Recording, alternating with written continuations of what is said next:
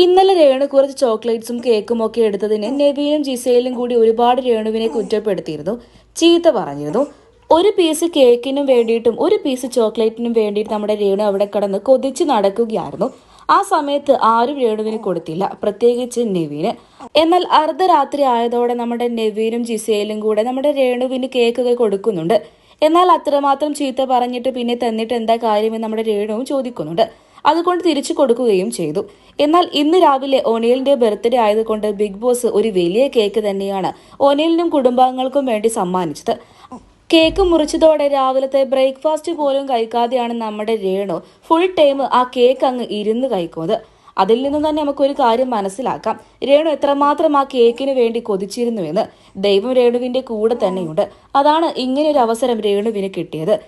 സത്യം പറഞ്ഞാൽ നെവിൻ പോയത് രേണുവിന് വലിയൊരു കാര്യമായി. അല്ല എന്നുണ്ടെങ്കിൽ ആ കേക്ക് മുഴുവൻ നമ്മുടെ നെവിൻ തിന്നു തീർത്തേനെ. നമ്മുടെ ആദിലയും നൂറയും ഇക്കാര്യം രേണുവിനോട് സൂചിപ്പിക്കുകയും ചെയ്തു. നെവിൻ പോയത് രേണു ചേച്ചിക്ക് ഇപ്പോൾ ഭാഗ്യമായല്ലേ, എന്തോരം കേക്കാണ് ഒറ്റയ്ക്ക് കഴിക്കാൻ കിട്ടിയത്, എന്തായാലും ചേച്ചിക്ക് സന്തോഷമായില്ലേ എന്ന് നമ്മുടെ നൂറയും ആദിലയും ചോദിക്കുന്നുണ്ട്.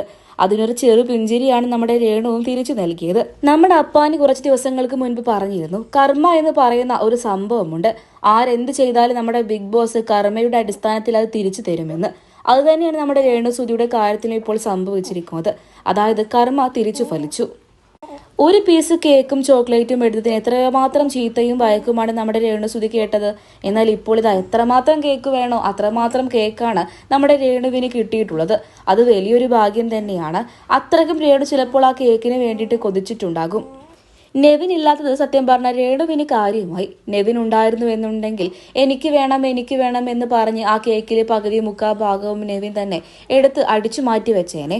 അങ്ങനെ പല സംഭവങ്ങളും നമ്മുടെ ബിഗ് ബോസ് വീടിനകത്ത് അരങ്ങേറിയിട്ടുമുണ്ട്. എന്നാൽ ഇവരൊന്നും പറയുന്ന പോലെയല്ല കാര്യങ്ങൾ.